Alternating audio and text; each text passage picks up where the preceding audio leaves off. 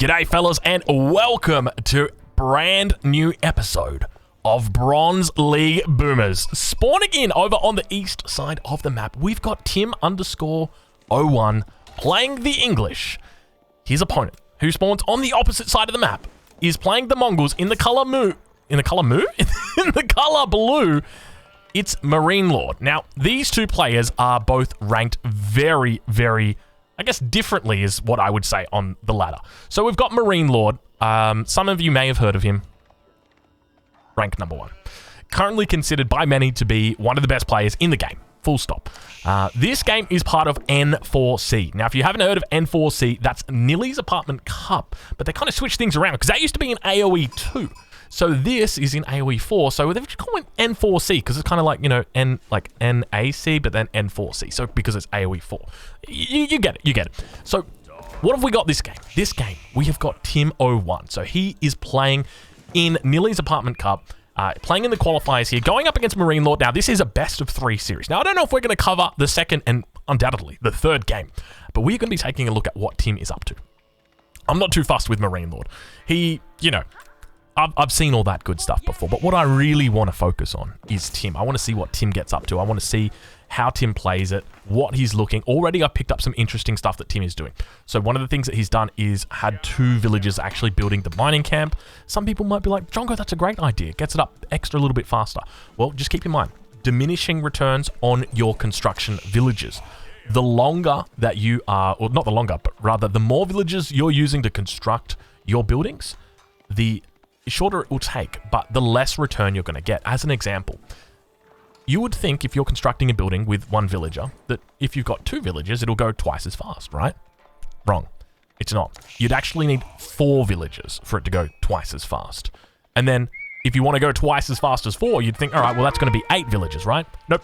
10 villagers is what you need. So there's diminishing returns for it. So ideally, you would only want to be building these initial starting buildings with one villager. But already we see that Marine Lord, being a little bit mean, has come in with his Khan and picked off a sheep from his opponent. But you can see that the dagger is out nice and early from the scout, looking to try and make enemies. But no double scout opening here from Tim at all. But doing a lot when it comes to his villager production. Quite a fair few villagers in the queue at the moment. Still yet to drop down that age up landmark. But now it looks like he is going to be dropping it down towards the front of his base. Now, a little bit of a curious decision. This is towards the front, but I think overall it's pretty safe. So far, Tim playing this by the book. Playing it very well by the book.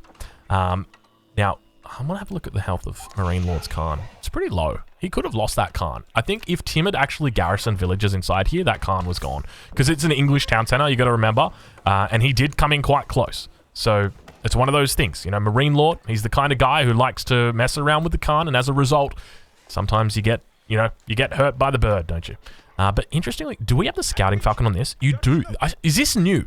Is it just me? Or, like, was there never a scouting falcon on the Mongol scouts? Like, has this just, like, accidentally happened in the last in the last patch or something? It just wasn't updated in the notes. Speaking of updating the notes, that sucks, doesn't it? Losing a sheep out all this early. Poor Tim_01. 5 villagers on the landmark. Looking to get it up pretty quickly. 5 villagers now looking to get it up. And still quite a fair few villagers on food at this point in time. I'm looking forward to seeing what Tim's going to be able to pull out for us. Because he is going up against the Mongols. Now, you know, at the start of this, I did say Bronze League Boomers. And I would be lying to you guys if this really was a Bronze League Boomer game. Because we do have Marine Lord in the game. He's one of the best players that there is. So I can't really sell it as a Bronze League Boomer game. And I'm not going to do that. But we are going to focus a little bit more on Tim. I really want to see what he's bringing to the table. Already we can see that the Gur has gone down from Marine Lord quite far away from his town center. So if you look on the minimap, you can see he doesn't have a lot of gold nearby. I mean, this is probably the next closest gold other than that up over here. So what is he doing? He's going and putting that outpost in front of the gold mine. And the great thing about playing this style as the Mongols is if he wants to, he's going to be able to move this Gur right next to it. And he's going to be able to keep his villagers right in this little pocket.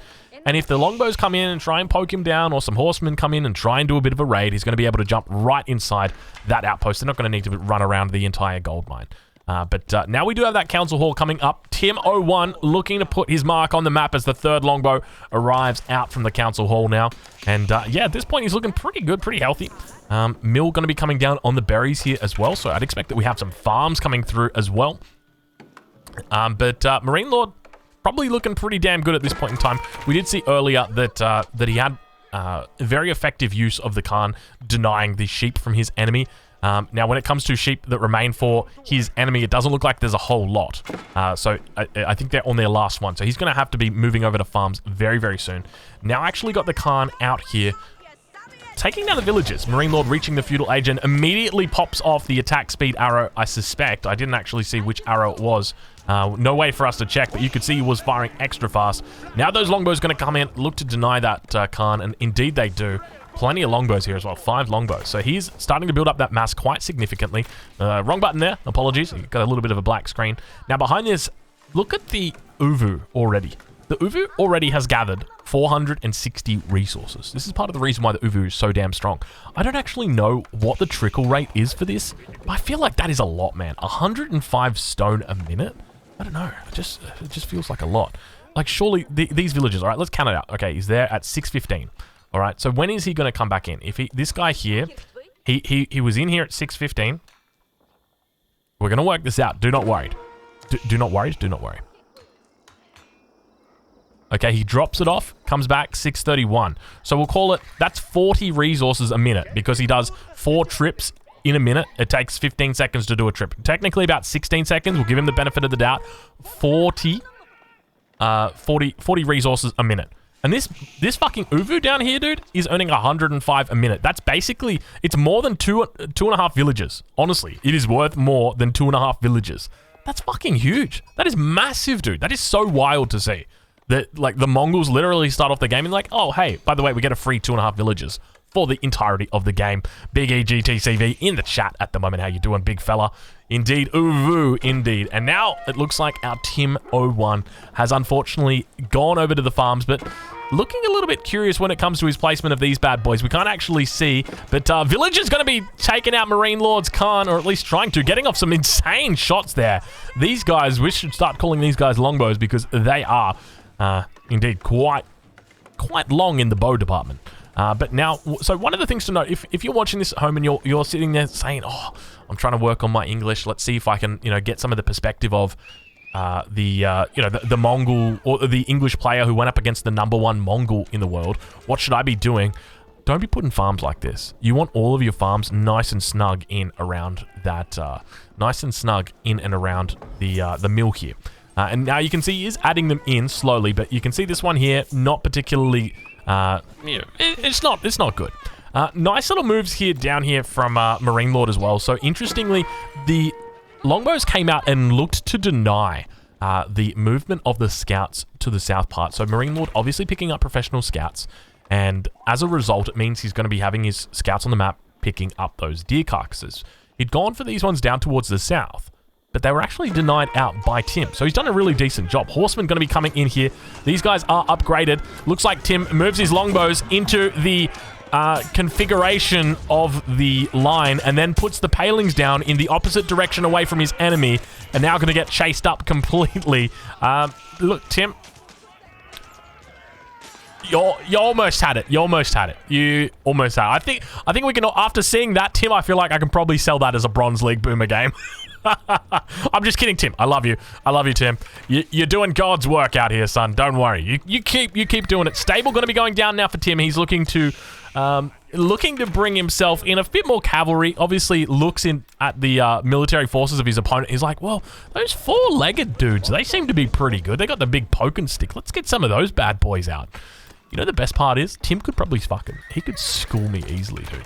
So you might be sitting at home wondering, all right, what rank is this Tim guy? I just saw that. I know not to do what he just did. What rank is he? Well, the good news is, fellas, he's unranked. He is not ranked at all. So that means he could be... Well, he couldn't be ranked 30 because he's unranked. So if I'm a betting man. So if I was going to put on a bet, I'm going to go with rank 24,711. And then that way it's kind of safe. Like, it's about mid-range, but at the same time, you know, 11. Yeah, it's always a good, safe number. But let's take a look over on the other side of the map. We'll see how Marine Lord is doing, and you can see he's working towards that castle age, sitting at the 10-minute mark at the moment, so plenty of units out. And now one of the things I will point to is just the way that this fast castle meta continues to trend, and the fact that we are seeing it more and more where players aren't necessarily going for a super fast castle like we saw Hut do, but rather they're going for a bit more of a delayed castle age, always looking to get out a little bit of a military in the early game, but always make their way back up to that castle age very, very quickly. So, you know, I come from Age of Empires 3. We used to call it a semi-fast fortress back there, because you'd have your fast fortress, which was like the naked one. That's the one no one talked about. But then you have the semi-fast fortress, which was like, that was lame. That was really lame. It was what everybody did back in those days. We had like the semi-FF, because it was called the FF, so we had like the semi-FF gang, and they would just do semi-FFs all the time. It was terrible. You guys would have hated it. But it looks like that meta is starting to sort of take hold here, and it's really something that we see. We see it a lot with the Delhi. So the Delhi look to get professional scouts, and they also look to secure up their sacred sites and then get into the castle age. We see it with the Holy Roman Empire that do professional scouts into a couple of horsemen, and then they go up into the castle age. We've seen the same thing with the Abbasid dynasty. Obviously, Hera playing incredibly well with his Abbasid dynasty, doing something very similar as well, maybe staying a little bit longer in age 2. Yeah, here we do see Marine Lord going for that same sort of strategy once again. Now going to be adding in the Step Redoubt over on the gold mine. Not a lot of villagers on this, but no real need. He's not in any particular rush to get this bad boy up. And he's got, where did all of his gold go? He dropped all of his gold off. Is he getting a technology? Indeed he is. Siege Engineering going to be coming in here. He's got plenty of infrastructure in here as well, so look out to see exactly what he gets as he continues to bring in more and more of those scouts with their carcasses on the back. Gur going to be coming in as well, looking to probably do a little bit of what's the word where they go like you have one and then you move the next one, and then like the hopping, like frog leaping. Is that what you call it? Frog leaping? Frog jumping? Something like that. Leapfrogging. Oh, I was so close. He was leapfrogging it. Looks like Tim now going to be going up to the 3rd age. Let's see what he goes for. King's Palace should be the play. He does go King's Palace. All right, he's looking good. He's not looking terrible. My main concern in the early game was his composition was a little bit off. So ideally, you want to be like moving out with probably about half the amount of spears that you've got longbows. But then there's a caveat in that, and that's on the condition that you scout your enemy. If you don't scout your enemy, you probably don't want to be pushing out at all, especially against a Mongol player like this. And you can see that mass beginning to build up as well for Marine Lord. So Marine Lord now going to be doing the very, very sneaky English counter, and I think this is very nice as well. So one thing to note, he's picked up that improved siege engineering that allows him to create not only battering rams and siege towers, which is what every other civilization gets to create, but it also enables him to create the Springald, the Mangonel, and the Traction Trebuchet. Now, the Traction Trebuchet, it's a little bit different to the counterweight Trebuchet, which is the Trebuchet that everybody else gets access to.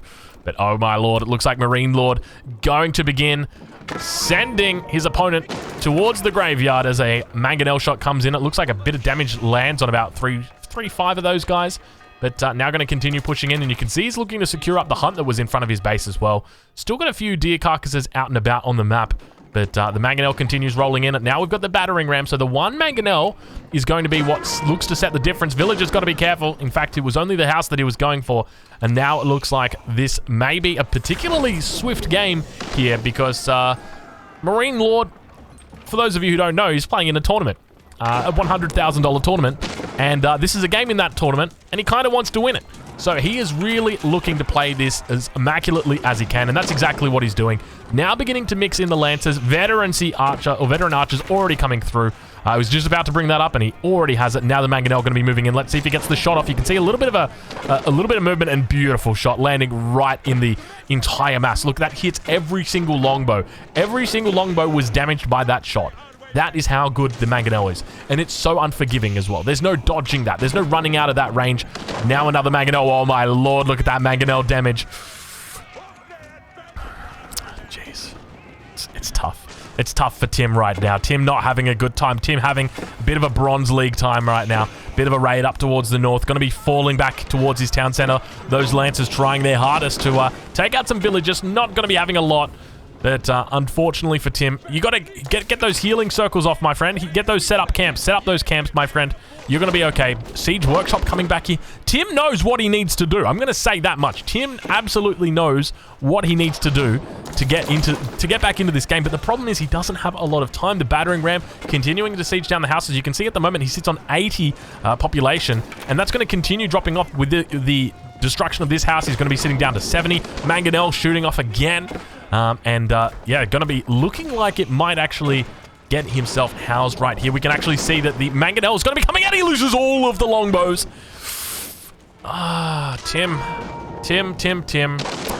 Tim, my friend. That was a strike indeed. That was,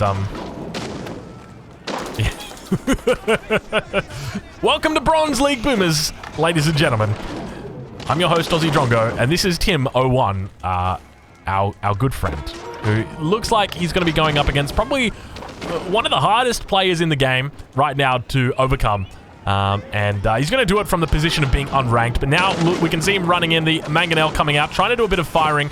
You can see the beautiful micro here from Marine Lord. He's actually protecting his archers very well. Going to be able to get this cavalry onto the back line. Village is now going to get pulled as well. We can see them beginning to fire off upon the Lancers, and I think that's when you know that there's a little bit of trouble, when those Lancers start tanking villager fire. That's when you know maybe things aren't going particularly well for our English friend. But we'll check in with Marine Lord. We'll see how he's doing. He's up to 52 villagers compared to the 27 of his opponent. And Tim does unfortunately tap out. Tim the Tool Man, I don't know, taps out because, you know, he's a tool man. He taps out like tap, tap, tap, tap because he's the tool man. That's it. I hope you fellas got the joke, and I hope you guys enjoyed the game. Tim, unfortunately, wasn't successful today, taken down by his, by his challenger opponent. But the Bronze League Boomer will one day blossom, I'm sure of it. Tim, good game. Well played. We'll catch you guys in the next one. And make sure you guys check out N4C. I'll leave a link in the description. Thank you so much for watching. Goodbye.